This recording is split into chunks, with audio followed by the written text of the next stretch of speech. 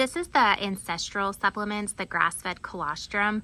So I purchased this brand of colostrum versus some of the other ones because this is actually in a pill form versus the powder form. I just prefer to take it in a pill. That way I can just swallow it and not have to worry about mixing it into a smoothie or just taking it straight.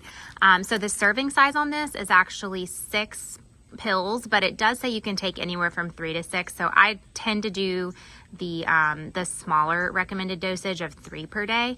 I've never had any issues with it, making me feel nauseous or anything like that. And it does recommend actually taking it without eating. But this particular one, it's pasture raised in New Zealand and Australia. It's 100% grass fed, which I appreciate. Hormone, pesticide, and GMO free, and there are no fillers in this whatsoever.